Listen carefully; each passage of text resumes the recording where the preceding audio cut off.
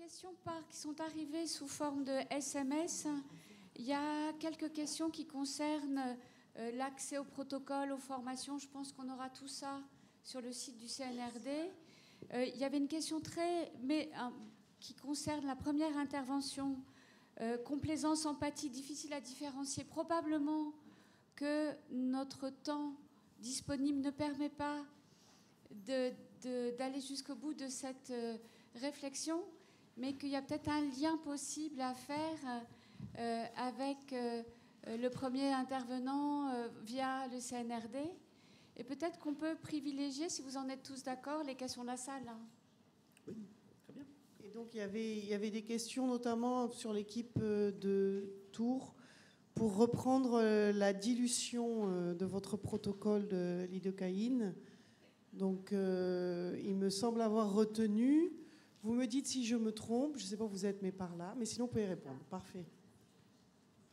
Donc c'est pour reprendre un petit peu comment vous préparez la lidocaïne, parce que c'est un peu différent du protocole dont on avait l'habitude pour les injections intramusculaires qui est déjà paru sur le site de Pédiadol, par exemple. Donc c'est une dilution un peu différente. Donc reprendre très simplement. On est moins limité, je pense, pour le volume injecté, parce que pour les intramusculaires, c'est des petites quantités. Là, en l'occurrence, nous, en fait, on s'était inspiré d'un protocole déjà en place en radiologie interventionnelle, et c'était dilué à 20%. C'est qu'on n'avait pas trop le temps de décrire le protocole, mais on part de 20 ml de lidocaïne et on ajoute 5 ml de bicar, donc en fait, on dilue à 20%. Le but, c'est que le pH soit neutre. Et donc, comme au vu de l'acidité du pH à partir duquel on démarre, dilué à 20% suffit à arriver à un pH neutre. D'accord, donc là on n'est pas sur un remplacement. On passe de 20 à 25. On est sur une ampoule de 20 millilitres auquel on ajoute 5 millilitres de bicar à 4,2%. Ouais, en fait, on a choisi de faire comme ça pour que ça soit simple en termes de préparation, plutôt que d'extraire et de remettre, parce que je crois qu'il y a des protocoles qui sont comme ça, mais ça fait trop de manip pour nous. Donc, comme à chaque fois, on passe une ampoule de 20, on ajoute en fait 5 et la dilution est la même. Très bien. Merci de votre réponse. Je profite d'une insiste simplement parce qu'on m'a signalé qu'il y a eu pour les gens en distanciel, il y a eu des problèmes de connexion. Donc si vos questions n'arrivent pas à passer ou si vous avez eu des soucis pour vous connecter, n'hésitez pas quand même à envoyer sur le numéro du SMS parce que c'est des questions qu'on pourra même traiter à distance sur le site. C'est important parce que je sais que ça vous pénalise un petit peu cette histoire de connexion. Donc voilà. Bon. Le SMS, vous pouvez envoyer vos questions, c'est cette feuille-là. Est-ce que dans la salle, il y a une question ? Oui, j'ai une question. Alors, vous n'en avez pas parlé, mais l'utilisation du Méopa en salle de naissance pour les parturientes, avec une valve à la demande, bien sûr, mais quid du temps ? Parce qu'on sait très bien que l'accouchement peut durer. Et c'est des questions qu'on nous pose souvent, nous demandant combien de temps la personne peut utiliser le Méopa. Alors, moi, j'ai pas l'expérience du Méopa en salle de naissance, c'est pas mon métier, donc je ne vais pas vous répondre précisément comme ça, mais je vais vous donner deux notions, en tout cas, qui se dégagent de la littérature, de ce qu'on connaît, c'est que sur les soins en continu, la durée de 1 heure, on la retrouve partout. Oui. Ça, je pense qu'il faut vraiment la garder en tête. Comme c'est en discontinu, c'est pour ça. Voilà. Alors en discontinu, c'est un petit peu ce qu'on a eu quand on épluche l'étude de l'INRS, c'est-à-dire que là, on a mis des données à certains moments. Vous avez vu, c'était les soins courts. On l'avait précisé parce qu'en fait, on a retenu ces valeurs-là dans la mesure où, au moment de la mise en place du Méopa et du lancement du soin, c'est à ce moment-là qu'il y a le plus de fuites. Et donc les soins courts, paradoxalement, quand on les rapporte, quand on les moyenne sur le temps, c'est ceux qui provoquent les pics de concentration. Voilà. Donc à chaque fois qu'on manipule, et surtout si on purge, comme vous avez vu, ou si on met en place et puis que c'est pas encore bien sur le visage, évidemment, a priori, on peut supposer que ça favorise effectivement des fuites. Alors là, dans votre configuration, si effectivement il y a des soins en discontinu longtemps, on aura cette valeur limite d'exposition sur 8 heures, c'est une moyenne. Donc c'est ce que je mettais sur la courbe. Un coup c'est au-dessus, un coup c'est en dessous, mais c'est la moyenne qui doit être Je crois qu'il faudra le mesurer, tout simplement. Ça n'a pas été pris en compte. Là, c'était des soins pédiatriques, mais ça fait partie des choses qui nécessitent peut-être d'être mesurées, tout simplement. Oui, parce que c'est des Ouais, choses, des c'est études une à faire. alternative qui est proposée. Alors, 8 heures, c'est quand même très très rare, et heureusement, mais... Non, 8 heures, c'est la durée de travail du personnel. Oui, j'ai En compris. 8 heures, Mais c'est pas la durée du soin. pour la femme qui va accoucher, ça peut être 8 heures aussi. Je vous remercie.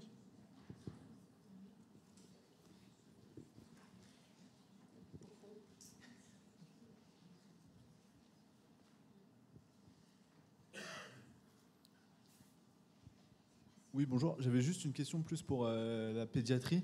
Vous évoquez pas trop les parents dans l'étude. Notamment, je voulais savoir pour les petits si c'était les parents qui répondaient au questionnaire. Et du coup, si ça pouvait fausser l'étude. Et s'il y avait des parents très stressés, si ça pouvait influencer justement sur le comportement de l'enfant. Et du coup, que les parents véhiculent le stress à l'enfant, alors qu'à la base, l'enfant n'est pas forcément stressé. Voilà. Vous parlez de quelle intervention? Plus salle de pour plâtre. l'équipe des kinés de Trousseau ou l'équipe de Tours, mais plus. Vous laissez Trousseau. répondre à Trousseau. Voilà. Alors nous, à Trousseau, donc pour l'évaluation alors de l'anxiété, c'était une hétéro-évaluation sur une échelle absolument inexistante de 0 à 10 qu'on a totalement inventée de notre part. On donnait juste notre impression en tant que soignant sur l'anxiété de l'enfant. Et l'évaluation de la douleur, elle était demandée à l'enfant quand il était en âge de s'exprimer avec des échelles adaptées à son âge. Donc visage, EVA ou échelle numérique simple en fonction de tranches d'âge. Et on faisait une hétéro-évaluation de la douleur voilà, nous-mêmes pour les enfants plus petits. Et l'anxiété des parents, je ne sais plus si elle faisait partie du questionnaire, mais enfin voilà, ça faisait partie des choses. Mon collègue me souffle que non. Et voilà, mais ça fait partie un petit peu de l'ambiance. Effectivement, on sait bien que le comportement des parents a une influence sur le ressenti de l'enfant.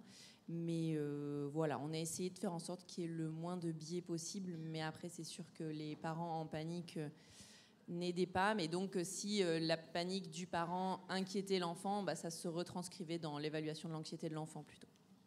Je ne sais pas si ça répond à la question. En tout cas, c'est vrai que la question de l'anxiété parentale et de l'influence sur le vécu douloureux ou anxieux de l'enfant est tout le temps présente en pédiatrie. Et l'idée, c'est dans cette idée d'être partenaire avec l'enfant, d'être aussi partenaire avec les parents pour que chacun ait une place la plus juste possible. Et quand s'occupant de l'enfant, on s'occupe aussi du parent. Et c'est comme ça qu'on arrive à avoir une prise en charge optimale, notamment pour les plus petits, les moins de 2 ans aussi. C'est peut-être une action qu'il faudra penser, voilà, et qui est certainement déjà pensée.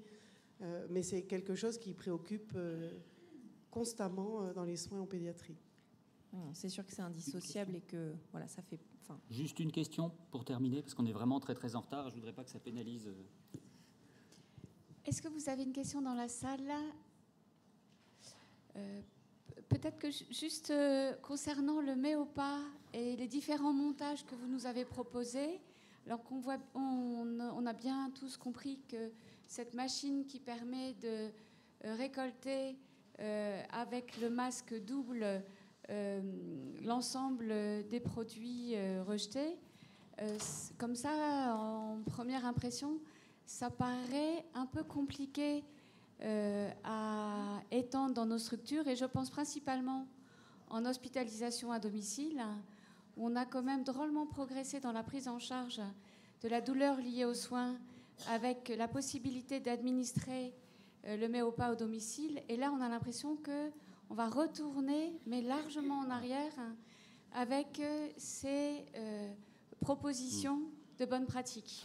Alors j'aurais quand même, Edith, bon c'est une vraie question, mais j'aurais quand même un bémol à mettre, c'est qu'en hospitalisation à domicile, sur l'ensemble d'une journée, tu n'as qu'un patient.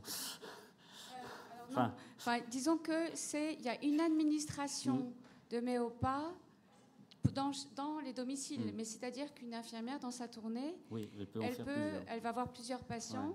Et donc a priori, elle va plutôt faire des soins douloureux, et donc elle peut être tout à fait amenée à avoir plusieurs moments où elle pourra inhaler le méopa. Il faut mesurer. Donc c'est un écueil. bon, voilà, ça n'a pas été pris en compte dans l'étude. Hein. Nous, c'est vrai qu'on s'est borné à prendre la seule étude pour laquelle on avait des mesures, et puis d'essayer de schématiser ça pour qu'on imprime un petit peu, nous, le genre de matériel qui peut répondre à ces questions. Mais oui, il y a clairement encore des réponses à fournir sur plein d'aspects. Bon, sur ces questions-là, bonne pause café. Merci. Et puis retour à quelle heure ?